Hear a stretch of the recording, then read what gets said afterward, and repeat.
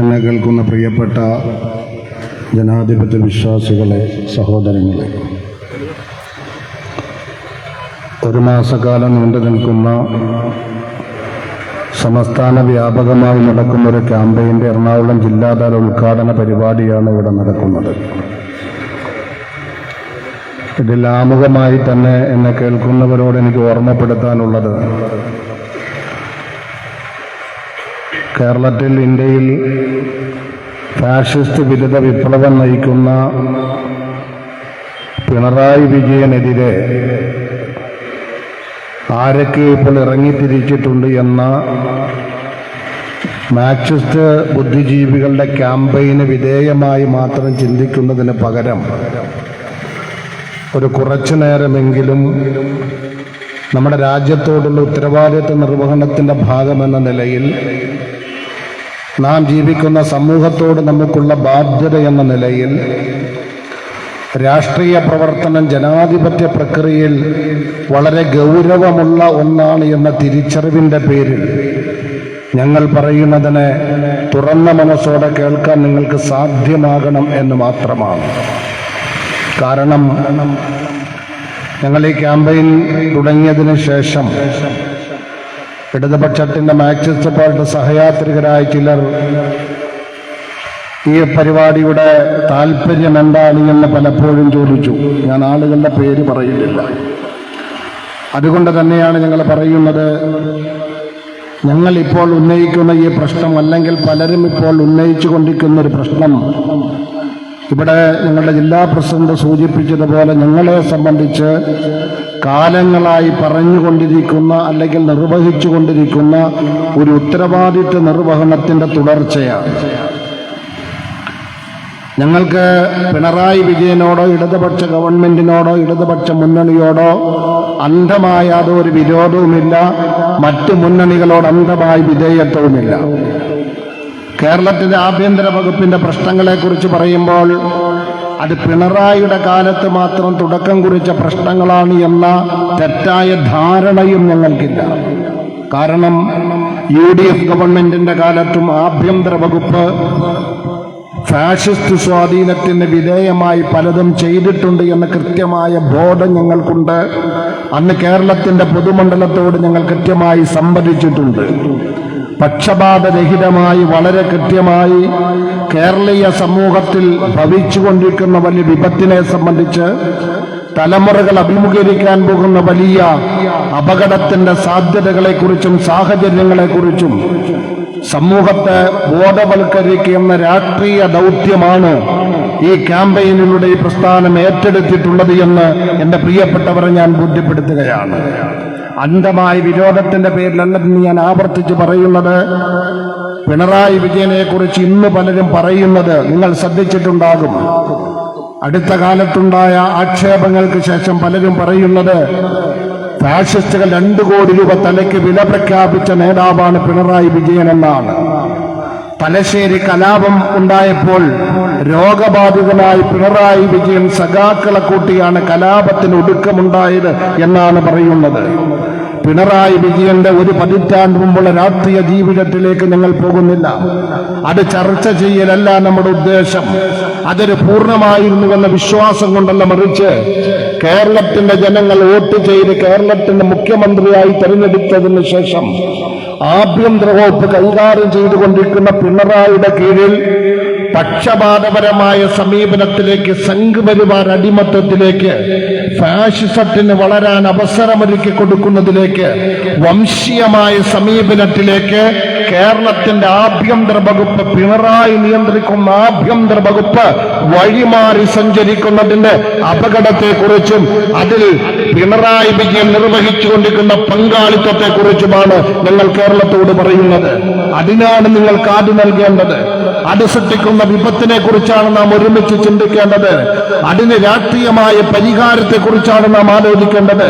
അത്തരമൊരു പരിഹാരം കേരളത്തിൽ രൂപപ്പെട്ടിട്ടില്ലെങ്കിൽ എന്റെ പ്രിയപ്പെട്ടവരോട് ഞാൻ പറയുന്നു, ഇന്ന് പോലീസിൽ സ്വാധീനിച്ച സംഘപരിവാറും അതിനവസരം ഒരുക്കി കൊടുക്കുന്ന ഭരണകൂടത്തിന്റെ പിന്നണി ആളുകളും ഒരുമിച്ച് ചേർന്നുകൊണ്ട് കലാപകലുഷിതമായ ഒരു കേരളത്തെ സൃഷ്ടിക്കുമ്പോൾ പകച്ചു നിൽക്കാനല്ലാതെ നമുക്ക് കഴിയില്ല എന്ന ഒരു പൗരബോധം, ഒരു ഓർമ്മ നമുക്കുണ്ടാകണമെന്ന് സാന്ദർഭികമായി ഞാൻ ഓർമ്മപ്പെടുത്തുകയാണ്.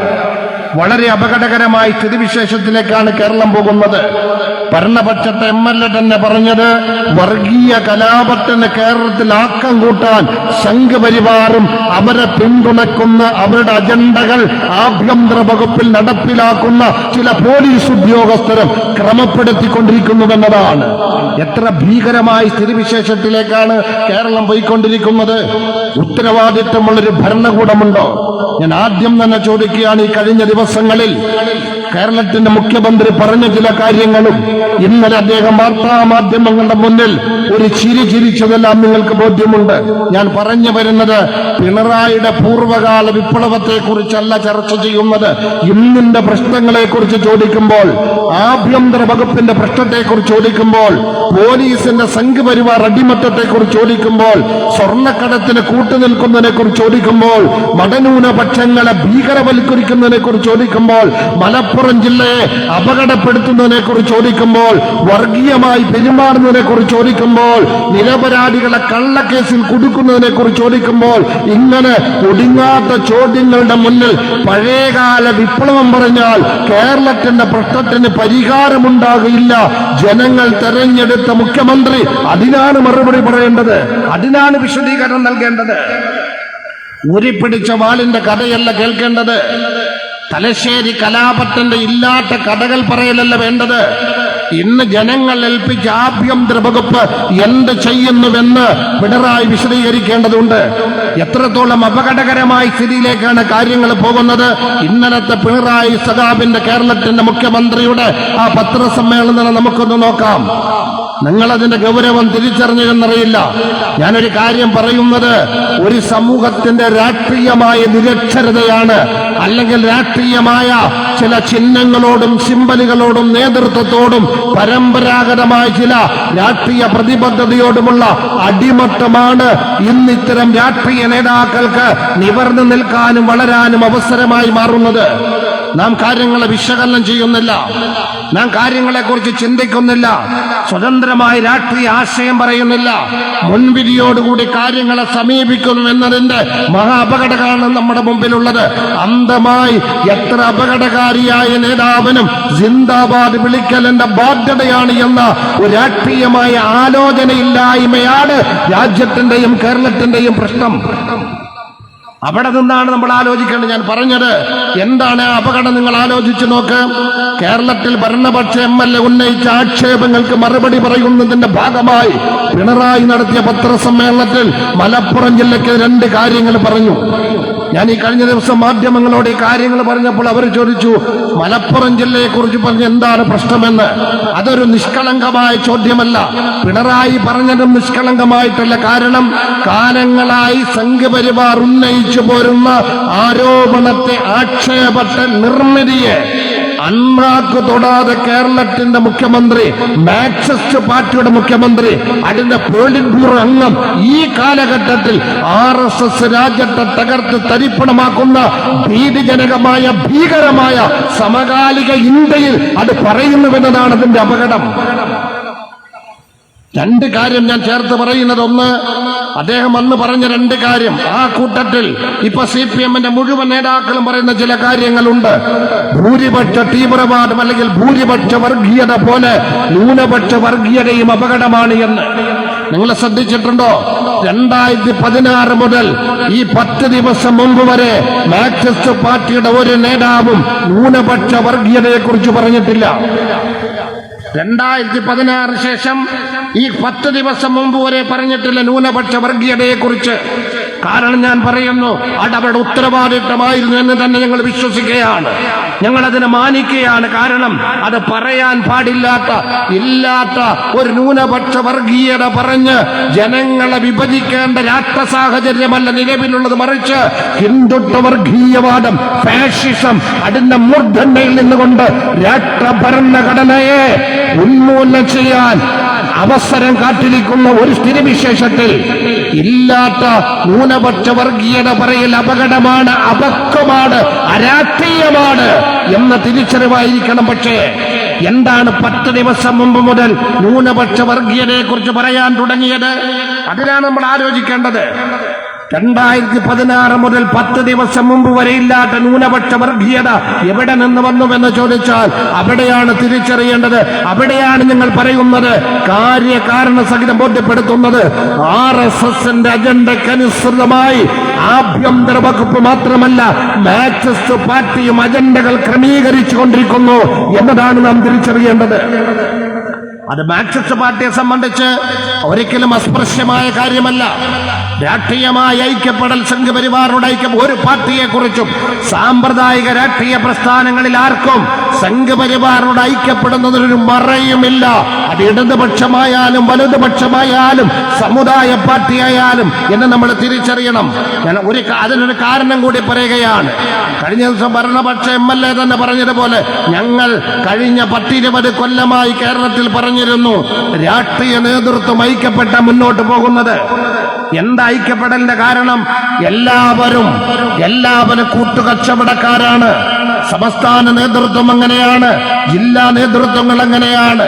നിങ്ങൾക്ക് ഓർമ്മയുണ്ടാകും, കൈരളി ചാനൽ തുടങ്ങാൻ പണം എവിടെ നിന്ന് കേരള നിയമസഭയിൽ പിണറായി വിജയനോടൊരു ചോദ്യം വന്നപ്പോൾ ചിരിച്ചുകൊണ്ട് പിണറായി പറഞ്ഞ മറുപടി അത് കുഞ്ഞാലിക്കുട്ടി സാഹിബിനോട് ചോദിക്കാനാണ്, നിയമസഭയിലാണ് പറഞ്ഞത്. എന്താ അതിന്റെ കാരണം? ആ ഒറ്റ കാര്യത്തിൽ മാത്രമല്ല. ഇപ്പോൾ നിങ്ങൾ നോക്കണം, മലപ്പുറം ജില്ലയെ സംഘപരിവാർ അജണ്ടയ്ക്കനുസൃതമായി വക്രീകരിക്കാൻ കേരളത്തിന്റെ ആഭ്യന്തര വകുപ്പും മുഖ്യമന്ത്രി തന്നെ അതിന് ശ്രമിക്കുമ്പോൾ, ഇടപെട്ടുകൊണ്ടിരിക്കുമ്പോൾ അതിനെതിരെ ഇന്ത്യ യൂണിയൻ മുസ്ലിം ലീഗ് മലപ്പുറം ജില്ലയിൽ ഒരു സമരം നടത്തുന്നില്ല.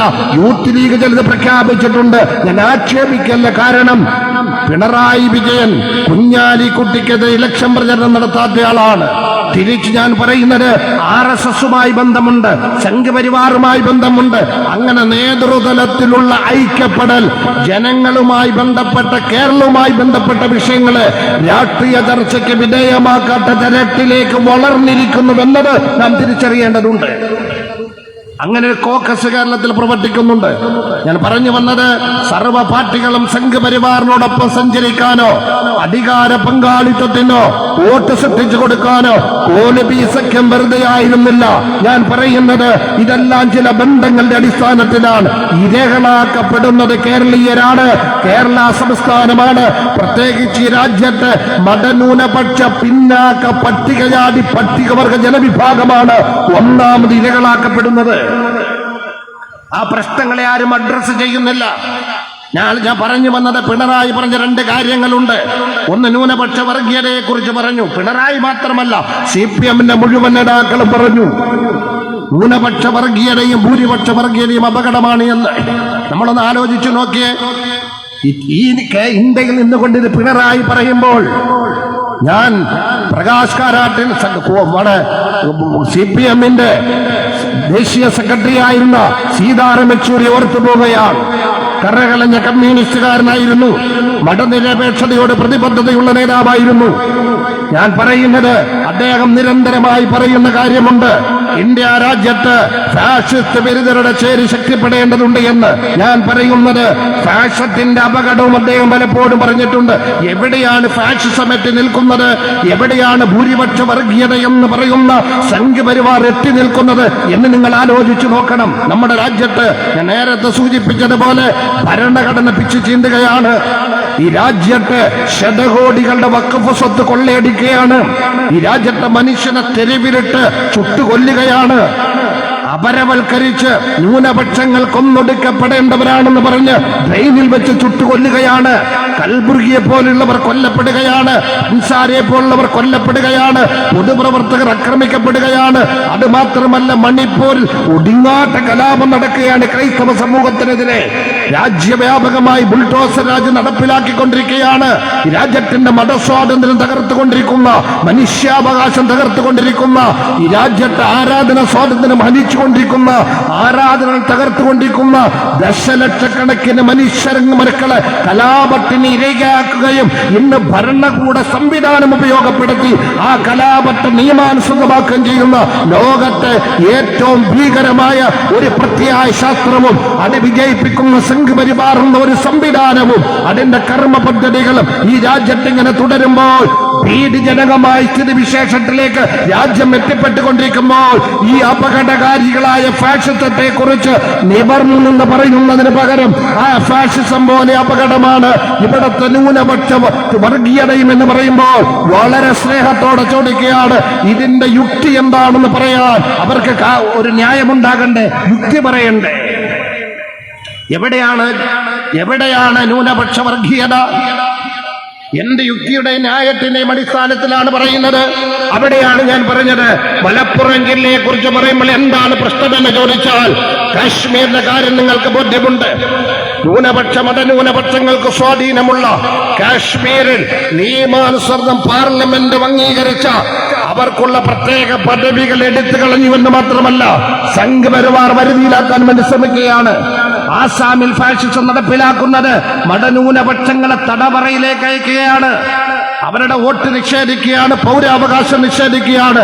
ആസാമി ജനതയെ, പ്രത്യേകിച്ച് മതന്യൂനപക്ഷങ്ങളെ വർഗീയവൽക്കരിക്കുകയാണ്. മണിപ്പൂരിൽ ചുട്ടുകൊന്നുകൊണ്ടിരിക്കുകയാണ്. ഇന്ന് നാം ഇവിടെ നിൽക്കുമ്പോൾ പോലീസ് ഉദ്യോഗസ്ഥർ ഉൾപ്പെടെയുള്ളവരെ ഫാഷിസ്റ്റുകൾ കൊന്നൊടുക്കിക്കൊണ്ടിരിക്കുന്നു. രാജ്യത്തിന്റെ പ്രധാനമന്ത്രി അവിടെ സന്ദർശിച്ചിട്ടില്ല. ഉക്രൈൻ യുദ്ധത്തിന്റെ കാര്യത്തിൽ ആശങ്കയുള്ള ഇന്ത്യയുടെ പ്രധാനമന്ത്രി മണിപ്പൂരിൽ സന്ദർശിച്ചിട്ടില്ല. ആ ഭീകരമായ ടാൻഡം ഫാഷിസം നടത്തിക്കൊണ്ടിരിക്കുന്നു. അവിടെ നിന്ന് ലക്ഷദ്വീപിലേക്ക് എത്തിക്കൊണ്ടിരിക്കുന്നു ഫാഷിസത്തിന്റെ ഹിഡൻ അജണ്ട. അവിടെ നിന്നും ന്യൂനപക്ഷങ്ങൾക്ക് സ്വാധീനമുള്ള സ്വത്ത് സംസ്കാരത്തിൽ അഭിമാനം കൊള്ളുന്ന മലപ്പുറത്തിന്റെ മണ്ണിലേക്ക് ഫാഷിസം സംഘപരിവാറിന് ഉപയോഗപ്പെടുത്തി, അഥവാ കേരളത്തിന്റെ ആഭ്യന്തര വകുപ്പിനെ ഉപയോഗപ്പെടുത്തി, ദുർവിനിയോഗപ്പെടുത്തി സ്വാധീനമുറപ്പിച്ചുകൊണ്ടിരിക്കുന്നു. ആരുടെ കാലത്താണ്? മലപ്പുറം ജില്ലയിൽ കേസിന്റെ കാര്യം ഞാൻ ഇതിന്റെ വിശദാംശങ്ങളിലേക്ക് പോകുന്നില്ല. ഞാൻ പറഞ്ഞ അതൊക്കെ ഇവിടെ പേടിയിൽ ആളുകളുണ്ട്, വിശദീകരിക്കും. ഞാൻ പറഞ്ഞു, നിങ്ങളൊന്ന് ആലോചിച്ച്, മലപ്പുറത്ത് കേസ് വർദ്ധിക്കുന്നു, അതൊക്കെ സ്വാഭാവികമല്ലേന മുഖ്യമന്ത്രി ഇന്നലെ ചോദിച്ചത് നിങ്ങൾ ശ്രദ്ധിച്ചിട്ടുണ്ടാവും. കഴിഞ്ഞ 4 ദിവസവും ടൈംസ് നൗ സംഘപരിവാറിന്റെ മാധ്യമമാണ്. അതിൽ ഒരു കാര്യം കണ്ടു. ഇന്ത്യയിൽ പ്രശ്നബാധിതമായ 10 ജില്ലകൾ, ആ 10 ജില്ലയിൽ 9ാമത്തെ ജില്ല മലപ്പുറം ജില്ലയാണ്. എന്താ അതിന്റെ മാനദണ്ഡം? മലപ്പുറം ജില്ലയിലെ കേസുകളാണ് മാനദണ്ഡം. എന്ന് പറഞ്ഞാൽ ആരുടെ കാലത്തുള്ള കേസാണ്? ഈ പിണറായിയുടെ ആഭ്യന്തര വകുപ്പിന്റെ കാലത്തുള്ള കേസെടുക്കുന്ന രീതി എന്താണ്? 10 ചെറുപ്പക്കാരുടെ കേസിൽ പിടിച്ചാൽ 2 പേരെ വീതം 5 FIR ആക്കി 5 കേസാക്കുകയാണ്. എന്നിട്ട് നിയമലംഘനോ ട്രാഫിക് ലംഘനം എന്തു തന്നെയായാലും, മയക്കുമരുന്ന് കേസ്, ഹവാല കേസ് എന്ന് പറഞ്ഞ് അത്തരം ഭീകരമായ കേസുകളുടെ എണ്ണം വർദ്ധിപ്പിച്ചുകൊണ്ട് മലപ്പുറം ജില്ല പ്രശ്നബാധിത ജില്ലയാണ് എന്ന സംഘപരിവാർ പറയുന്നത് കേന്ദ്രം ഏറ്റെടുക്കണം, സൈനിക ക്യാമ്പ് വേണം എന്നെല്ലാം കേന്ദ്രത്തിൽ സംഘപരിവാർ കാലങ്ങളായി പറഞ്ഞുകൊണ്ടിരിക്കുന്ന ആ അജണ്ട നടപ്പിലാക്കാൻ സൗകര്യമൊരുക്കി കൊടുക്കുന്ന പിണറായിയുടെ ആഭ്യന്തര വകുപ്പിനെ കുറിച്ചാണ് ഞങ്ങൾ ജനങ്ങളോട് പറയുന്നത്. എന്ത് പ്രതിബദ്ധതയുടെ പേരിലാണ്, എന്ത് ധാർമ്മികതയുടെ പേരിലാണ്, എന്താവശ്യത്തിന്റെ പേരിലാണ് പിണറായി ഇത് ചെയ്യുന്നതെന്ന് ചോദിക്കാനുള്ള ഒരാർജവം ഒരു പൗരനുണ്ടാകണം. അത് പറയുമ്പോഴാണ് ഊരിപ്പിടിച്ച വാളിന്റെ കടപര സഖാവ് ഞങ്ങൾക്കതല്ല കേൾക്കേണ്ടത്, അത്തരം പഴയകാല കഥയല്ല കേൾക്കേണ്ടത്. ബഹുമാന്യനായ വൈക്കം മുഹമ്മദ് ബഷീറിന്റെ കഥാപാത്രത്തിൽ പറയുന്നത് പോലെയുള്ള ചില തഴമ്പുകളെ കുറിച്ചല്ല കേരളത്തിന്റെ പൊതുസമൂഹത്തിന് അറിയേണ്ടത്. നിങ്ങൾ സൃഷ്ടിച്ചു കൊടുക്കുന്ന ഈ പ്രതിസന്ധിക്ക് ആര് പരിഹാരം കാണും? പിണറായി സൃഷ്ടിച്ച ആഘാതത്തിന് പരിഹാരം കാണാൻ ആർക്കാണ് സാധ്യമാകുക? എങ്ങനെയാണ് പരിഹരിക്കാൻ കഴിയുക? ഡൽഹിയിൽ കൊടുത്ത അഭിമുഖം, ഇതൊന്നും നമ്മൾ വളരെ കൃത്യമായി മനസ്സിലാക്കണം. അദ്ദേഹത്തിന് മറുപടിയുണ്ട്. കേരളത്തിന്റെ മുഖ്യമന്ത്രി പിണറായി കള്ളം പറയുന്നുവെന്ന് കേരളത്തിന്റെ മാധ്യമങ്ങൾക്ക് എഴുതേണ്ടി വന്നത്, ഗതികേട് കൊണ്ടെങ്കിലും എഴുതേണ്ടി വന്നത് ഇന്നലത്തെ പത്രസമ്മേളനത്തിന് ശേഷമാണ്. കള്ളം പറയുന്നു എന്ന് മറുപടിയില്ല, പച്ചക്കള്ളം കേരളത്തിന്റെ മുഖ്യമന്ത്രി പറയുകയാണ്. നമുക്കറിയാം, മുഖ്യമന്ത്രി ഇരിക്കുന്നിടത്തേക്ക് കടന്നു ചെല്ലാൻ MLA-മാർക്ക് കഴിയുന്നില്ല കേരളത്തില്. ഇടതുപക്ഷത്തിന്റെ MLA-മാരോട് നിങ്ങൾ ചോദിക്കണം, CPM-ന്റെ MLA-മാരോട് ചോദിക്കണം. അത് അൻവർ പറയുന്നത് മാത്രമല്ല, ഞങ്ങൾ കൃത്യമായി പറയുന്നു. പലരും സാക്ഷ്യപ്പെടുത്തുന്ന മുഖ്യമന്ത്രിയെ കാണാൻ കഴിയില്ല. അങ്ങനെ കാണാൻ കഴിയാത്ത കേരളത്തിന്റെ മുഖ്യമന്ത്രി ഡൽഹിയിൽ ചെല്ലുമ്പോൾ ദേശവ്യാപകമായി സ്വാധീനമുള്ള എല്ലാവരും പരിഗണിക്കുന്ന ഒരു മാധ്യമത്തിന് അഭിമുഖം കൊടുക്കണമെന്ന് പറഞ്ഞ് ഒരു ഗ്രൂപ്പ് സമീപിക്കുമ്പോൾ അവരാരാണെന്ന് പോലും അറിയാതെ കൊടുത്തുവെന്ന് ആദ്യം പറയുകയും പിന്നീട് ഞങ്ങളുടെ ഒരു സഖാവിന്റെ മകൻ സുബ്രഹ്മണ്യനാണെന്ന് പറയുകയും ഈ ഒരു തെറ്റായ വാർത്ത ചേർത്ത് കൊടുത്തതിൽ സുബ്രഹ്മണ്യനെതിരെ പരാതിയുണ്ടോ എന്ന് ചോദിക്കുമ്പോൾ അദ്ദേഹം എന്നെ ഇങ്ങോട്ട് വിളിച്ചില്ല എന്ന് പറയുന്ന പിണറായിയുടെ ആ ബുദ്ധി നിലനിൽക്കുന്നുണ്ടോ എന്ന് ഞാനിപ്പോ ചോദിക്കുന്നില്ല. അല്ല, ആലോചിച്ച് നോക്കിയേ. അദ്ദേഹം പറഞ്ഞ എന്തെങ്കിലും ആലോചിച്ച് നോക്കിയേ. പിണറായി പറഞ്ഞ് ഞാൻ പറയാത്തൊന്ന് കൊടുത്തു എന്നാ സുബ്രഹ്മണ്യം. ഞാൻ മലപ്പുറം ജില്ലക്കെതിരെ പറയാത്ത കൊടുത്തു എന്ന്. എന്നിട്ട് പിണറായി ഇപ്പൊ മാധ്യമങ്ങൾ ചോദിച്ചു, അല്ല CM, എന്നിട്ട് പിന്നെ നടപടി വല്ലുണ്ടോ? അതിന് അയാളെന്നെ ഇങ്ങോട്ട് വിളിച്ചിട്ടില്ല എന്ന്. പിന്നെ ആരെ? നിങ്ങളൊന്ന് ആലോചിച്ചു നോക്കി, ഇത് ആരോടാ പറയുന്നേ? പത്രസമ്മേളനത്തിൽ അബദ്ധത്തിലൊരു പദം കടന്നു വരാത്തൊരു നേതാവാണ് പിണറായി വിജയൻ. ഞാനൊക്കെ പലപ്പോഴും വിചാരിക്കാറുണ്ട്, അദ്ദേഹത്തിന്റെ ഭാഷയും അദ്ദേഹത്തിന്റെ ശൈലിയും വളരെ കൃത്യമായി അളന്ന് കുറിച്ച് കാര്യങ്ങൾ പറയുന്ന ശുദ്ധമായ ഭാഷയിൽ ഒരബദ്ധ വാക്കുകൾ വരാതെ എവിടെയും നോക്കി വായിക്കാതെ പത്രസമ്മേളനം നടന്നു വൈദഗ്ധ്യമുള്ള വലിയ കാമ്പുള്ള വർത്തമാനം പറയുന്ന ഒരാളാണ് പിണറായി. നമുക്കതിൽ തർക്കമില്ല. ആ വിഷയത്തിൽ നമുക്ക് അഭിപ്രായ വ്യത്യാസമല്ല. പക്ഷേ ആ പിണറായി പറഞ്ഞതും എഴുതി വായിച്ചതും അവസാനം അദ്ദേഹം ഇങ്ങോട്ട് കുറ്റവാളി ഇങ്ങോട്ട് ബന്ധപ്പെട്ടിട്ടില്ല, അതുകൊണ്ട് ഞാൻ പരാതി പറഞ്ഞിട്ടില്ല എന്ന് പറയുന്ന തരത്തിലേക്ക് പിണറായി മാറിയിട്ടുണ്ടെങ്കിൽ അതിന്റെ പിന്നാമ്പുറ ന്യായങ്ങളെ കുറിച്ചാണ് സത്യസന്ധമായി നമ്മൾ ഓരോരുത്തരും ആലോചിക്കേണ്ടത്. അതിനെക്കുറിച്ച് നമ്മൾ വിശകലനം ചെയ്യേണ്ടത്. ഞാൻ പറഞ്ഞല്ലോ, ഈ സംവിധാനത്തിൽ പോലീസിന്റെ ഏറ്റവും കൂടുതൽ ഇരകളാക്കപ്പെടുന്ന സമൂഹം. ചിലര് ചോദിക്കും, ആർക്കാ കുഴപ്പം? എന്തെങ്കിലും കുഴപ്പം ചെയ്തവർക്കല്ലേ പ്രശ്നം എന്നാ ചോദിക്കുക. പോലീസിനെ കൊണ്ട് പ്രശ്നമാർക്ക? എന്തെങ്കിലും കുഴപ്പമുള്ളവർക്കല്ലേ എന്നാ. മലപ്പുറം ജില്ലയെ കുറിച്ച് നിങ്ങൾ ആലോചിച്ച്, മുമ്പ് ചില പ്രസ്ഥാനങ്ങളെ കുറിച്ച് കുഴപ്പക്കാരെന്ന് പറഞ്ഞു, ഇപ്പൊ ജില്ലകളെ കുറിച്ച് പറയാണ്. അത് അദ്ദേഹം മാത്രമാണോ? കടകംപള്ളി സുരേന്ദ്രൻ ചില പ്രയോഗങ്ങൾ അദ്ദേഹം മിനിസ്റ്ററായിരിക്കുമ്പോൾ പറഞ്ഞ് നമുക്ക് ബോധ്യമുണ്ട്. മലപ്പുറം ജില്ല എന്ന് പറഞ്ഞാൽ തീവ്രമായി ചിന്തിക്കുന്ന മതമൂലികവാദികളുടെ ഒരു കേന്ദ്രമാണ്. അതുകൊണ്ട് CPM വോട്ട് ചെയ്തിട്ടില്ല എന്ന് പറയുന്ന തരത്തിലേക്ക് അന്നത്തെ കഴിഞ്ഞ പിണറായി ഗവൺമെന്റിന്റെ ക്യാബിനറ്റ് അംഗം മാറി. ആരാ പറയാത്തത്? ആരാണ് ഈ ന്യൂനപക്ഷങ്ങളെ വക്രീകരിക്കാത്തത്? ഞാൻ പറയുന്നത്, അതിന് ഇത്തരം യുക്തിയും ന്യായവും രൂപം കൊള്ളുന്നത് എവിടെ നിന്ന് എന്ന് നമ്മൾ ആലോചിക്കേണ്ടത്.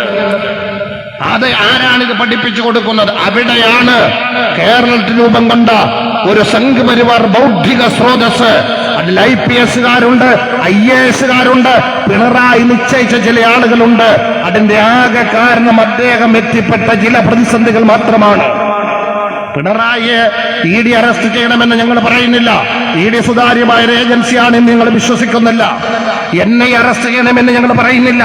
അതൊരു സുതാര്യമായ സംവിധാനമാണ് ഇന്ന് എന്ന് ഞങ്ങൾ വിശ്വസിക്കുന്നില്ല. സെൻട്രൽ ഗവൺമെന്റ് അവരുടെ താല്പര്യത്തിന് വേണ്ടി ഉപയോഗപ്പെടുത്തുന്ന ഉപകരണങ്ങളെ ഇതെല്ലാം മാറിയിട്ടുണ്ട്. അതിനൊന്നും ഞങ്ങൾക്ക് ആക്ഷേപമില്ല. പക്ഷേ പിണറായി കിട്ടുന്ന ഒരു പ്രത്യേകമായ പ്രിവിലേജ് ഉണ്ട്. ലാവ്ലിൻ കേസ് എത്ര പ്രാവശ്യം മാറ്റി? 34 പ്രാവശ്യം.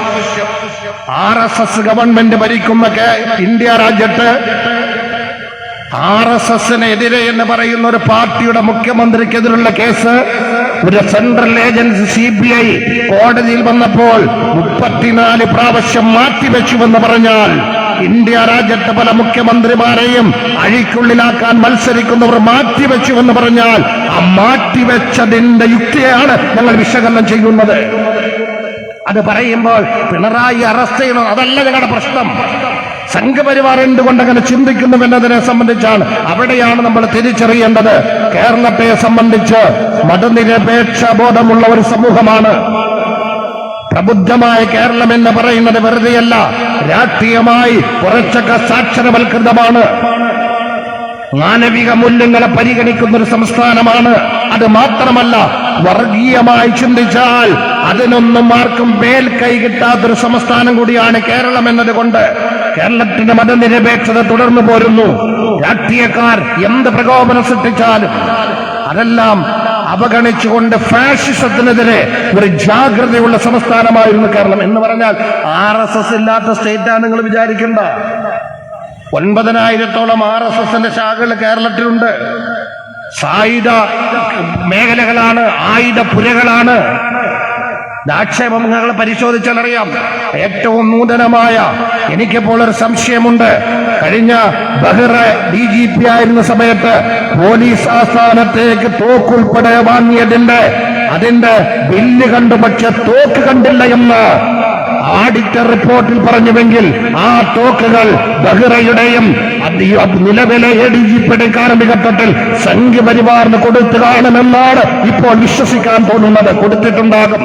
പണ്ട് നമുക്കറിയാം, മലേഗാവ് സ്ഫോടനം നടന്നപ്പോൾ സൈനിക ക്യാമ്പിലാണ് പലർക്കും പരിശീലനം കിട്ടിയതെന്നും കിട്ടിയതെന്ന് വളരെ കൃത്യമായി മാധ്യമങ്ങൾ എഴുതിയിരുന്നു.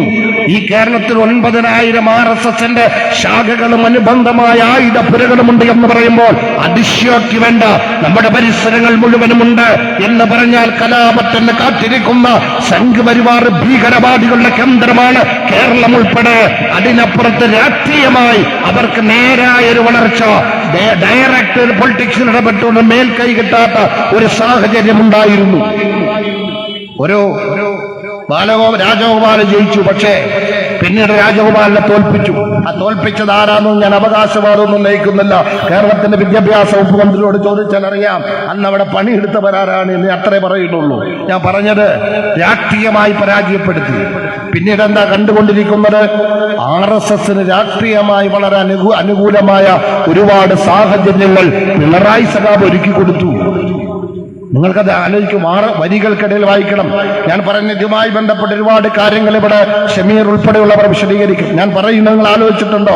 കേരളത്തിൽ ഒരു വഖഫുമായി ബന്ധപ്പെട്ട വിവാദം വന്നിരുന്നു. എന്താണ്? വഖഫിന്റെ നിയമനം, ഉദ്യോഗ നിയമനം PSCക്ക് വിട്ടു. സാമ്പ്രദായിക മുസ്ലിം പ്രസ്ഥാനങ്ങളെല്ലാം എതിർത്തു. പിന്നീട് നിയമസഭയിൽ മുഖ്യമന്ത്രി പറഞ്ഞത് പിൻവലിച്ചു. ആ വഖഫ് ബോർഡിൽ എത്ര ഉദ്യോഗസ്ഥരുണ്ട്? 100-ൽ താഴെ നിയമനങ്ങളാണ് ആകെ. ശമ്പളം കൊടുക്കുന്ന എവിടുന്ന്? ഈ വഖഫ് ഈ പള്ളികളുടെ വരുമാനത്തിൽ നിന്നാണ് അവർക്ക് ശമ്പളം കൊടുക്കുന്നത്, ഗവൺമെന്റ് ഫണ്ടിൽ നിന്നല്ല. ആ നിയമനമാണ് എന്ന് പറഞ്ഞാൽ 8,500-ഓളം വരുന്ന ദേവസ്വം ബോർഡിന്റെ നിയമനം വഖഫ് ബോർഡിന് വിട്ടിട്ടില്ല. അത് PSCക്ക് വിട്ടിട്ടില്ല. പക്ഷേ 100-ൽ താഴെ വരുന്ന വഖഫ് ബോർഡിന്റെ നിയമനം PSCക്ക് വിട്ടു പിണറായി സഖാബ്. എന്നിട്ട് അത് പിൻവലിച്ചപ്പോൾ സംഘപരിവാർ പ്രചരിപ്പിച്ച് കേരളത്തിന്റെ നിയമസഭയിൽ ക്യാബിനറ്റ് എടുത്ത തീരുമാനം മുഖ്യമന്ത്രിക്ക് പിൻവലിക്കേണ്ടി വന്നു. അത്ര ശക്തരാണ് കേരളത്തിന്റെ മുസ്ലിം ന്യൂനപക്ഷം. അതിനെതിരെ ക്യാമ്പയിൻ നടത്തി രാജ്യവ്യാപകമായിട്ട്. ആ ക്യാമ്പയിൻ ചെറിയ കാര്യമായി നമുക്ക് തോന്നേണ്ടതല്ല. പിന്നീടൊരു കാര്യം, സിറാജ് പത്രത്തിന്റെ മുതിർന്ന മാധ്യമപ്രവർത്തകൻ ബഷീർ കൊല്ലപ്പെട്ടു. കൊന്നതാരാണെന്ന് നമുക്കറിയാം. പിന്നീട് ശ്രീരാം വെങ്കിട്ടരാമൻ ആലപ്പുഴ കളക്ടറായി നിശ്ചയിച്ചു. നിങ്ങൾ ആലോചിച്ച് നോക്കേണ്ടത്, ഇടതുപക്ഷത്തോടൊപ്പം നിൽക്കുന്ന കേരളത്തിന്റെ പ്രമുഖ മതസംഘടനയായ ബഹുമാനായ കാന്തപുരം ഉസ്താദിന്റെ നിയന്ത്രണത്തിലൊരു പത്രത്തിന്റെ എഡിറ്ററെ വാഹനമിടിച്ച് കൊന്ന കേസിലെ 1-ാം പ്രതിയെ ആലപ്പുഴ ജില്ലാ കളക്ടറാക്കി നിശ്ചയിച്ചു. വമ്പിച്ച പ്രതിഷേധം വന്നു. 24 മണിക്കൂറിൽ പിൻവലിച്ചപ്പോൾ ദേശീയ മാധ്യമങ്ങൾ, സംഘപരിവാർ മാധ്യമങ്ങൾ എഴുതി, ഒരു ബ്രാഹ്മണനെ കേരളത്തിൽ കളക്ടറായിരിക്കാൻ മുസ്ലിങ്ങൾ അനുവദിക്കുന്നില്ല എന്ന്. സംഘപരിവാർ ക്യാമ്പയിൻ ആക്കം കൂടി. RSSന് വളർച്ചയുണ്ടായി. ഇവിടത്തെ മുഴുവൻ വീടുകളിലേക്കും സോഷ്യൽ മീഡിയ മുഖേന RSSകാരി സന്ദേശം പ്രചരിപ്പിച്ചു. അതിന്റെ അപകടം എന്റെ പ്രിയപ്പെട്ടവർ ആലോചിക്കണം. ഞാൻ പറഞ്ഞു വരുന്നത് അത് മാത്രമല്ല, ഇങ്ങനെ ഒരുപാട് കാര്യങ്ങൾ എണ്ണി പറയാനുണ്ട്. അവസാനം പൂരം പൂരം കലക്കൽ. നിങ്ങൾ ആലോചിച്ചു നോക്കിയേ, എന്താ ഇന്നലെ മുഖ്യമന്ത്രി പറഞ്ഞത്? DGPയുടെ അന്വേഷണ റിപ്പോർട്ടിൽ വർഗീയ കലാപമുണ്ടാക്കാൻ ഉദ്ദേശമുണ്ടായിരുന്നു ആർക്ക്? സുരേഷ് ഗോപിക്കും ആ പ്രസ്ഥാനത്തിനും സംഘപരിവാറിനും. വത്സം തില്ലങ്കേരി കേരളം കണ്ട കലാപത്തിന് സംഘപരിവാറിന്റെ ബൗദ്ധിക കേന്ദ്രമെന്ന് മാത്രമല്ല സർവ്വ കലാപങ്ങൾക്കും കാർമ്മികത്വം വഹിക്കുന്ന ഞങ്ങളുടെ പ്രിയപ്പെട്ട സംസ്ഥാന സെക്രട്ടറി കേശാനെ വധിക്കുന്നതിന് മുമ്പ് ആ വീരോചിതമായ രക്തസാക്ഷിത്വത്തിന്റെ തലേ ദിവസം വരെ ആലപ്പുഴയിൽ തമ്പടിച്ചിരുന്ന വത്സം തില്ലങ്കേരി കേരളത്തിന്റെ പോലീസ് സംവിധാനത്തെ ശബരിമലയിൽ തമ്മാനമാടുന്നത് നാം കണ്ടതാണ്. ആര് പറഞ്ഞാലും കേൾക്കാത്തവരുടെ മുന്നിലേക്ക് വത്സം തില്ലങ്കേരിയുടെ കയ്യിലേക്ക് പോലീസ് സംവിധാനം ഏൽപ്പിച്ച കേരളത്തിന്റെ ഭരണകൂടത്തെ നാം കണ്ടു. ആ വത്സം തില്ലങ്കേരി, ഞാൻ പറഞ്ഞു വരുന്നത്, അന്ന് തൃശ്ശൂരിലുണ്ടായിരുന്നു. ADGP തൃശ്ശൂരിലുണ്ടായിരുന്നു. അങ്ങനെ കലാപമുണ്ടാക്കാൻ പ്ലാൻ ഉണ്ടായിരുന്നു എന്ന് പറയുമ്പോൾ അത് പറയുന്നത് കേരളത്തിന്റെ DGP ആണ് പറയുന്നതെങ്കിൽ ആ റിപ്പോർട്ട് കേരളത്തിൽ വെച്ചിട്ട് മുഖ്യമന്ത്രി പറയുകയാണ് അതിന് കാർമ്മികത്വം വഹിച്ച ADGPക്ക് ഒരു നടപടിയില്ല. അവിടെയാണ് സഖാബെ ഞങ്ങൾ ചോദിക്കുന്നത്, എന്തുകൊണ്ട് നടപടിയില്ല? അന്ന് തൃശ്ശൂർ ഒരു കലാപമുണ്ടായാൽ, സംഘപരിവാർ കലാപമുണ്ടാക്കിയാൽ കേരളത്തിന്റെ സ്ഥിതിവിശേഷം എന്താകുമായിരുന്നു? ആരാണ് പങ്കുവഹിക്കുന്നത്? കേരളത്തിന്റെ പോലീസ് സംവിധാനമാണ്. ഈ നിലയിൽ ഞാൻ പറയുന്നത്, അങ്ങനെ സുരേഷ് ഗോപിക്ക് ജയിക്കാൻ അവസരമുണ്ടാക്കി കൊടുത്തു. സുരേഷ് ഗോപി നമുക്കറിയാം ഒരുപാട് ആളുകൾക്കെതിരെ കേസെടുത്തിട്ടുണ്ട്. എന്നാൽ സുരേഷ് ഗോപിക്കെതിരെ ഏതോ ഒന്നിന്റെ പേരിൽ കേസെടുത്തിട്ട് സർവ്വ മാധ്യമങ്ങളെയും വിളിച്ചു വരുത്തി അറസ്റ്റിന്റെ പേരിൽ കോലാഹലം സൃഷ്ടിച്ച് കേരളത്തിന്റെ രാഷ്ട്രീയത്തിലേക്ക്. കാരണം സുരേഷ് ഗോപിക്കും സംഘപരിവാറിനും രണ്ട് കാര്യമാണ്. സുരേഷ് ഗോപിയെ സംബന്ധിച്ച് അൻവർ പറയുന്നത് പോലെ തന്നെ എന്റെ പിതൃസുൽത്തുല്യനാട് പിണറായി എന്ന് 1000 വട്ടം പറയുന്ന നേതാവായിരുന്നു. അതായിരുന്നു സുരേഷ് ഗോപിയുടെ പ്രത്യേകത. സംഘപരിവാറുമായിട്ടുള്ള ബന്ധം, ആ ബന്ധത്തിന്റെ കാരണം എന്ന് പറയുന്നത് ഇവിടെ പറഞ്ഞല്ലോ, 30 കിലോ സ്വർണം ഡിപ്ലോമാറ്റിക് ബാഗേജ് മുഖേന കേരളത്തിൽ വന്നു, മുഖ്യമന്ത്രി ഓഫീസിൽ വന്നു. സ്വപ്ന സുരേഷ് പറഞ്ഞത് എന്താണ്? ആ സ്വർണ്ണക്കടത്തുമായി ബന്ധപ്പെട്ട് മുഖ്യമന്ത്രി ഓഫീസിൽ പോയി 7 മണിക്ക് ശേഷം ഞങ്ങൾ പലപ്പോഴും സംസാരിച്ചിട്ടുണ്ടെന്ന് പറഞ്ഞു. സ്വപ്ന സുരേഷ് പറഞ്ഞു നമുക്കത് അവിശ്വസിക്കാം എന്ന് വീണ്ടും പറഞ്ഞു. കേരളത്തിൽ നിന്ന് കർണാടകയിലേക്ക് നാട് കടത്താൻ, ഒളിച്ചോടി പോകാൻ സൗകര്യമൊരുക്കി തന്നത് ഈ ADGP ആണ് എന്ന് പറഞ്ഞു. അദ്ദേഹമാണ് ഈ ADGP എന്ന് വളരെ കൃത്യമായി പറഞ്ഞു. കൂട്ടത്തിൽ സ്വപ്ന സുരേഷ് പറഞ്ഞത് മുഴുവൻ അവിശ്വസിച്ചുകൊണ്ട് വിശ്വസിക്കാവുന്ന ഒരു കാര്യം ചോദിച്ചു. 7 മണിക്ക് ശേഷം ഇന്ന ദിവസങ്ങളിൽ മുഖ്യമന്ത്രിയുടെ ഓഫീസിൽ ഞങ്ങൾ വന്നിട്ടുണ്ട്, അതിന്റെ CCTV ദൃശ്യങ്ങളൊന്ന് പുറത്തുവിടാൻ പറ്റുമോ എന്ന് ചോദിച്ചപ്പോൾ ഈ ADGP ഉൾപ്പെടെയുള്ളവർ അന്വേഷിച്ചിട്ട് പറഞ്ഞു, ഇടിമിന്നിയപ്പോൾ പിണറായിയുടെ ഓഫീസിലെ മാത്രം CCTV ക്യാമറകൾ എന്തോ സംഭവിച്ചു പോയി എന്ന് കേരളീയർ എങ്ങനെയാണ് വിശ്വസിക്കുക? ഞാൻ പറയുന്നത് അടിമത്ത മനസ്സോടെ കാണേണ്ട കാര്യങ്ങളാണ്. വിശകലന ബോധത്തോടെ, ഉത്തരവാദിത്ത ബോധത്തോടെ കേരളം നിലനിൽക്കണം, സൗഹൃദം നിലനിൽക്കണം, സംഘപരിവാറിനെ പ്രതിരോധിക്കണം. ഈ രാജ്യത്തിന്റെ മാനവികതയ്ക്ക് കേരളം ഒരു മാതൃകയാണ്.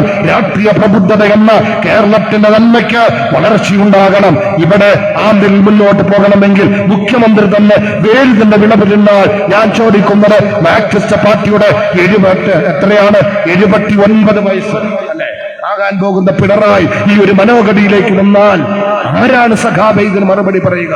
ആരാണ് താങ്കൾ സൃഷ്ടിക്കുന്ന ഒരിക്കലും പരിഹരിക്കാൻ പറ്റാത്ത ഈ ആഘാതത്തിൽ കേരളത്തെ രക്ഷിക്കുക? ഒറ്റപ്പെട്ട താല്പര്യത്തിന്റെ പേരിൽ. ഇനി പോലീസ് സംവിധാനത്തിന്റെ പ്രശ്നം, അവിടെ ഞാൻ നേരത്തെ പറഞ്ഞു, ആർക്കാ പ്രശ്നം? സാധാരണക്കാർക്ക് പ്രശ്നമുണ്ട് എന്നാണ്. ആർക്കാ പ്രശ്നമില്ലാത്തത്?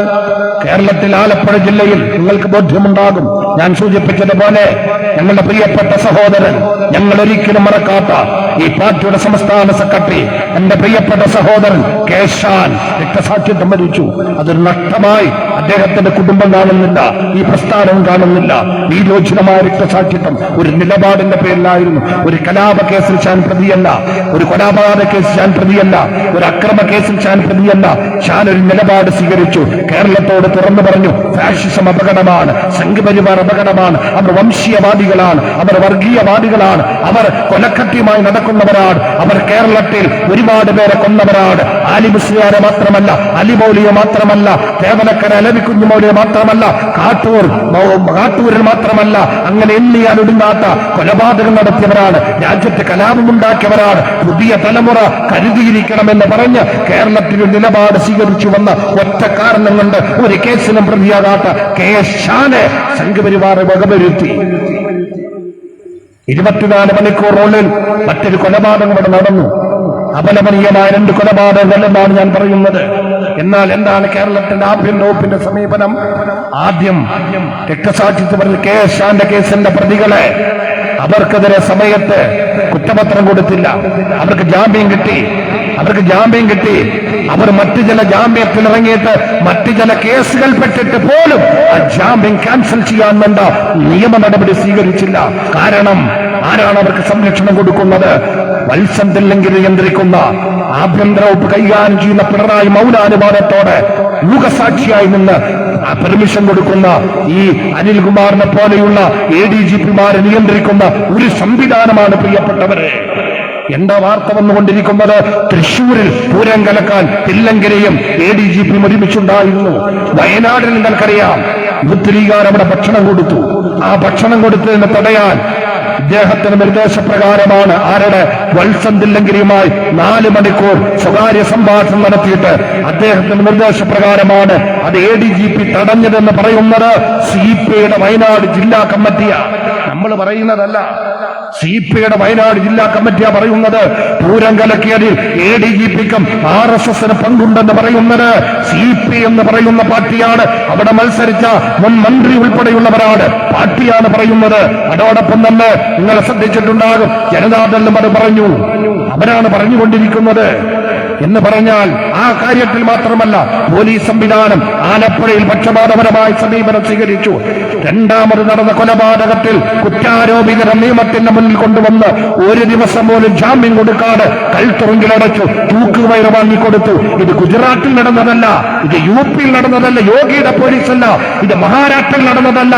ഈ പ്രബുദ്ധ കേരളത്തിൽ CPMന്റെ പോലീസ് ബ്യൂറോ അംഗം ആഭ്യന്തര വകുപ്പ് കൈകാര്യം ചെയ്യുന്ന ഈ കേരളത്തിൽ നടന്ന കാര്യത്തെക്കുറിച്ചാണ് പറയുന്നത്. എത്ര പ്രകടമായ പക്ഷം ഇനി പോകട്ടെ, അതിന് പാർട്ടിയുണ്ട് എന്ന് പറയാം. നമുക്കറിയാലോ, പള്ളിയിൽ ഉറങ്ങിക്കിടന്ന ഒരു മൗലവി കൊല്ലപ്പെട്ടു. ആ പ്രതികൾക്ക് ശിക്ഷ വാങ്ങിക്കൊടുക്കാൻ പിണറായിക്ക് കഴിഞ്ഞില്ല എന്ന് പറഞ്ഞാൽ വകുപ്പുകൾ എഴുതുന്നത് വത്സം തില്ലങ്കരിയുടെ സംവിധാനമാണ് പോലീസിനെ നിയന്ത്രിക്കുന്നത്. കുറ്റവാളികൾ നിങ്ങൾ ആലോചിച്ചു, പള്ളിയിൽ ഉറങ്ങിക്കിടന്ന മൗലവി, ഒരു പ്രസ്ഥാനവുമായി ബന്ധമില്ലാത്തൊരു മൗലവി, അദ്ദേഹത്തെ പള്ളിയിൽ കയറി വധിച്ചു. പോകട്ടെ, ഭരണഘടന അനുമതി നൽകുന്ന പ്രകാരം ഇഷ്ടമുള്ള മതം സ്വീകരിച്ചതിന്റെ പേരിൽ കൊടിഞ്ഞിയിൽ ഒരു ഫൈസലിനെ നിഷ്ഠൂരമായി വധിച്ചു. ഇന്നും ആ കേസിൽ നിങ്ങൾ അറിയണം, ആ കുടുംബം ആവശ്യപ്പെട്ട ഒരു സ്പെഷ്യൽ പ്രോസിക്യൂട്ടർ നിശ്ചയിച്ചു കൊടുക്കാൻ പിണറായിയുടെ പോലീസിന് കഴിഞ്ഞിട്ടില്ല. എന്നാൽ ആ കൊലപാതകത്തിൽ പങ്കെടുത്ത മറ്റൊരാൾ ആക്രമിക്കപ്പെട്ടതുമായി ബന്ധപ്പെട്ട് കുറ്റാരോപിതനായ ഒരാളുടെ ഭാര്യ ന്യൂനപക്ഷത്തിൽപ്പെട്ട മുസ്ലിം പേരുകാരിയായതുകൊണ്ട് 37 ദിവസം ജയിലിലിട്ടു ഈ പോലീസ് സംവിധാനം. ആക്ഷേപം പറയുന്നതാണോ? ഏതെങ്കിലും SDPക്കാരായിട്ടാണോ? ഞങ്ങൾ ഈ പാർട്ടിയുമായി ബന്ധമുള്ളവരുടെ കാര്യമല്ല പറയുന്നത്, സാധാരണക്കാരുടെ പ്രശ്നമാണ്. മലപ്പുറം ജില്ല കള്ളക്കേസിൽ കൊടുക്കുന്നത് ആരെയാണ്? വയനാട് ആദിവാസികളുടെ പ്രശ്നം. ആദിവാസികള് കരിനിയമങ്ങൾക്കാർക്ക് കൽത്തുറുങ്കിലടക്കുകയാണ്. ഞാൻ പറയുന്നത് ആഭ്യന്തര വകുപ്പ് എണ്ണി പറയാൻ ഒരുപാട് കാര്യങ്ങളുണ്ട്. ഞാൻ അതെല്ലാം പിന്നീട് ഇവിടെ വിശദീകരിക്കുമെന്നുള്ളതിലേക്ക് കടക്കുന്നില്ല. അതുപോലെ സാമൂഹ്യനീതിയുടെ കാര്യത്തിൽ സംവരണം അട്ടിമറി മുഖ്യമന്ത്രി നേതൃത്വത്തിൽ നടന്നുകൊണ്ടിരിക്കുന്നു. അടിസ്ഥാന ജനവിഭാഗത്തിന് അവകാശം നിഷേധിച്ചുകൊണ്ടിരിക്കുന്നു. സാമ്പത്തിക സംവരണം ഇന്ത്യൻ പാർലമെന്റ് ഭരണഘടനാ വിരുദ്ധമായി ഒരു നിലപാട് സ്വീകരിച്ചപ്പോൾ സംഘപരിവാർ സർക്കാർ കൊണ്ടുവന്ന ആ നിയമം ആദ്യമായി നടപ്പിലാക്കിയത് ഗുജറാത്തിലല്ല, കേരളത്തിലാണ്. എത്ര ഭീകരമാണെന്നറിയോ? അതുകൊണ്ട് ഞാൻ അവസാനിപ്പിക്കുകയാണ്. കേരളത്തിൽ ആഭ്യന്തര വകുപ്പ് ഇത്രത്തോളം പ്രകടമായ പക്ഷപാതിത്വത്തിലേക്ക് പോകുമ്പോൾ ഏതെങ്കിലും ഒരു വിഭാഗത്തെ മാത്രമല്ല, അതോടൊപ്പം മതന്യൂനപക്ഷങ്ങളെ അകറ്റാൻ വേണ്ട ശ്രമം നടത്തിക്കൊണ്ടിരിക്കുന്നു. അതിന്റെ അപകടം നിങ്ങൾ മനസ്സിലാക്കണം. ഈ രാജ്യത്ത് കേരളത്തിൽ ക്രൈസ്തവ മുസ്ലിം ന്യൂനപക്ഷത്തിന്റെ വലിയ സൗഹൃദം നിലനിൽക്കുന്നുണ്ട്. അത് കേരളത്തിൽ ശക്തമായ വോട്ട് ബാങ്കുമാണ്. ഞാൻ കൃത്യമായി പറയുന്നു, ഈ രാജ്യത്തെ പിന്നാക്ക സമൂഹത്തിന്റെ മാതൃകാപരമായ ഐക്യപ്പെടൽ പലപ്പോഴും കേരളത്തിൽ ഉണ്ടായിട്ടുണ്ട്. എന്നാൽ ഈ കേരളത്തിലെ മദ്രസ അധ്യാപകർക്ക് 25,000 പ്രതിമാസം സർക്കാർ ശമ്പളം കൊടുക്കുന്നുവെന്ന് പറഞ്ഞൊരു ക്യാമ്പയിൻ നടത്തി സംഘപരിവാർ. കാസർഗോഡ് ഏറ്റെടുത്ത് ക്രിസ്ത്യൻ സമൂഹത്തെ ഉൾപ്പെടെ തെറ്റിദ്ധരിപ്പിച്ച പശ്ചാത്തലത്തിൽ കേരളത്തിന്റെ മുഖ്യമന്ത്രി ഉൾപ്പെടെയുള്ളവർ നിയമസഭയിൽ അതങ്ങനെ ഇല്ല എന്ന് പറഞ്ഞിട്ടില്ല. നിയമസഭാ തെരഞ്ഞെടുപ്പ് കഴിഞ്ഞതിന് ശേഷം മാത്രമാണ് എന്തെങ്കിലും ഒന്ന് പറയാൻ മനസ്സ് കാണിച്ചത്. കാരണം ധ്രുവീകരണ രാഷ്ട്രീയത്തിന്റെ ഗുണഭോക്താക്കളാണ്. മതസംഘർഷമുണ്ടാകട്ടെ, ജനങ്ങൾ അകൽച്ചയിലാകട്ടെ, അത്തരം വിഭജന തന്ത്രത്തിലൂടെ തങ്ങൾക്ക് അധികാരത്തിൽ വരണമെന്ന സാമ്പ്രദായിക പാർട്ടികളുടെ ഒരേ മനസ്സാണ് മുഖ്യമന്ത്രിയിലൂടെ കണ്ടത്. ചെറിയ കാര്യമാണോ? ശേഷം നിങ്ങൾ ആലോചിക്കണം. ഒരു തെരഞ്ഞെടുപ്പിന്റെ പശ്ചാത്തലത്തിലാണ് അമീർ ഹസൻ കുഞ്ഞാലി കേരളം ഭരിക്കുമെന്ന് പറഞ്ഞത്. എന്താ സന്ദേശം? അമീർ ഹസൻ കുഞ്ഞാലി കേരളം ഭരിക്കുമെന്ന് പറഞ്ഞാൽ മറുഭാഗത്ത് ധ്രുവീകരണം ഉണ്ടാക്കി തങ്ങൾക്ക് അധികാരത്തിൽ വരണം. ആ ധ്രുവീകരണ തന്ത്രമാണ് ന്യൂനപക്ഷ വർഗീയത എന്ന പുതിയ പ്രയോഗത്തിലൂടെ മലപ്പുറം ജില്ലയെ നിന്ദിച്ചതിലൂടെ, മലപ്പുറം ജില്ലയെ ഭീകരവൽക്കരിക്കുന്നതിലൂടെ, പൈശാചികവൽക്കരിക്കുന്നതിലൂടെ മാർക്സിസ്റ്റ് പാർട്ടി മുന്നോട്ട് വെക്കുന്നത്. അതാണ് സഖാക്കൾ പറഞ്ഞുകൊണ്ടിരിക്കുന്നത്. അഥവാ സാധാരണ സഖാക്കളെ കുറിച്ചല്ല, അതാണ് ഗോവിന്ദൻ മാഷ് പറയുന്നത്. അവസാനം ഇവിടെ ഷൗക്കത്ത് പറഞ്ഞോലെ കഴിഞ്ഞ പാർലമെന്റ് തെരഞ്ഞെടുപ്പ് കഴിഞ്ഞപ്പോൾ ഗോവിന്ദ മാഷ് പറഞ്ഞ ഒരു കാര്യം നിങ്ങൾക്ക് ഓർമ്മയുണ്ടോന്ന് അറിയില്ല. അദ്ദേഹം പറഞ്ഞത് മുസ്ലിം ലീഗൊന്നും അല്ല അതിന്റെ പിന്നില്. മുസ്ലിം ലീഗിന് എവിടെയാ? കോൺഗ്രസ് ഒന്നുമല്ല, അതിന്റെ പിന്നില് വലിയ ചില ശക്തികളാ എന്നത് പറഞ്ഞത് SDP-കാരാണ്. ഇപ്പോഴും പറഞ്ഞു. ഇത് അദ്ദേഹം നടത്തിയ നിലമ്പൂരിലെ പൊതുയോഗത്തിൽ കൂടിയതൊക്കെ SDP-കാരാണ്. നിങ്ങൾ ഒരു കാര്യം മനസ്സിലാക്കണം. ഭരണപക്ഷത്തെ പാർട്ടി സെക്രട്ടറി പറയുന്നത് ഈ പാർട്ടിയുടെ ജനസ്വാധീനം വർദ്ധിക്കുന്നുണ്ട് എന്ന ആ തിരിച്ചറിവിന് സഖാവ് 1000 നന്ദി. കാരണം ഞങ്ങൾ മാനവികയുടെ രാഷ്ട്രീയ പറയാ, ഞങ്ങൾ ഇന്ത്യൻ ഭരണഘടനയെ കുറിച്ച് പറയാ. ഈ ഭരണഘടന പഠിപ്പിക്കപ്പെട്ട പ്രവർത്തകരാണ് ഞങ്ങൾക്കുള്ളത്. ഓരോ റിപ്പബ്ലിക് ദിനം വരുമ്പോഴും ഭരണഘടന ആമുഖം ഈ സമൂഹത്തിൽ വായിക്കാൻ പറയുന്ന, ബ്രാഞ്ച് മീറ്റിംഗിൽ വായിക്കുന്ന ഒരു പ്രസ്ഥാനമാണ്. കാരണം ഞാൻ എന്റെ പ്രിയപ്പെട്ടവരോട് പറയുന്നു, ഒറ്റ കാര്യം കൂടി ഇതുമായി ബന്ധപ്പെട്ടല്ല. ഒരു പൊതുപ്രവർത്തകൻ എന്ന നിലയിൽ നമ്മുടെ ചിന്തയിൽ ചില സ്വാധീനങ്ങൾ ഉണ്ടാകണം. നമുക്ക് രാഷ്ട്രീയമായ ചില ലക്ഷ്യങ്ങൾ ഉണ്ടാകണം. അത് മതപരമായ രാഷ്ട്രീയ ലക്ഷ്യമല്ല. മതനിരപേക്ഷതയുടെ കേരളത്തിന്റെ പൊതു താല്പര്യത്തിന് വേണ്ടി, വർഗീയ താല്പര്യത്തിനപ്പുറത്ത്, വംശീയ താല്പര്യത്തിനപ്പുറത്ത്, സാമ്പ്രദായിക സൃഷ്ടിക്കുന്ന അപകടത്തിന്റെ രാഷ്ട്രീയത്തിനപ്പുറത്ത് ഒരുമയുടെ, ആശയ സമ്പന്നതയുടെ ഒരു നവരാഷ്ട്രീയത്തിന്റെ നന്മ നിറഞ്ഞ സ്വാധീനം കൊണ്ട് തലമുറ സന്തോഷത്തോടെ ജീവിക്കണമെന്ന ഒരു രാഷ്ട്രീയ നിലപാടിലേക്ക്, ഒരു രാഷ്ട്രീയ മനംമാറ്റത്തിലേക്ക് എത്താൻ നമുക്ക് വൈകാൻ പാടില്ല. വൈകിയാൽ വലിയ വില കൊടുക്കേണ്ടി വരും. തലമുറക്ക് ജീവിക്കാൻ കഴിയില്ല. ഈ പോക്ക് പോയ ഏത് പക്ഷമാണെങ്കിലും. ഞാൻ ചോദിക്കട്ടെ, എന്റെ മുന്നിലിരിക്കുന്നവർ 60 വയസ്സും 70 വയസ്സും പ്രായമുള്ളവരൊക്കെ ഉണ്ട്. വേദിയിൽ പിന്നെ അത്ര വയസ്സുള്ളവരില്ല. ഞാൻ പറഞ്ഞത്, നമ്മൾ അന്ന് മുതൽ കേൾക്കുന്ന ചില പ്രശ്നങ്ങളുണ്ട്. ഇന്ത്യയിൽ പ്രശ്നമാണ്, ന്യൂനപക്ഷങ്ങൾക്ക് പ്രശ്നമാണ്, ക്രൈസ്തവർക്ക് പ്രശ്നമാണ്, പട്ടികവർഗത്തിന് പ്രശ്നമാണ്. ജയിലുകളിൽ പോലും ജാതി എഴുതിക്കൊണ്ട് തൊഴിൽ കൊടുക്കുന്ന എന്ന് പറഞ്ഞാൽ അവിടെയും തോട്ടിപ്പണിക്ക് വിധിക്കപ്പെട്ട പട്ടികവർഗത്തെ കുറിച്ച് ഇന്നലെ സുപ്രീം കോടതി പറഞ്ഞ് നിങ്ങൾക്ക് ബോധ്യമുണ്ട്. അത്തരത്തിലൊരു മ്ലേച്ഛമായ രീതി ഈ രാജ്യത്ത് തുടർന്നു പോരുന്നു.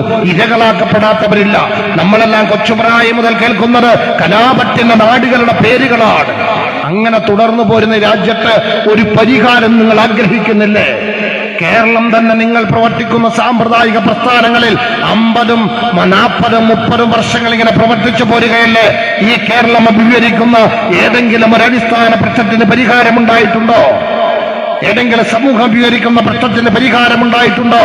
അടിസ്ഥാന പ്രശ്നങ്ങൾക്ക് പരിഹാരമുണ്ടായിട്ടുണ്ടോ? നമ്മളിങ്ങനെ മുന്നോട്ട് പോയാൽ മതിയോ?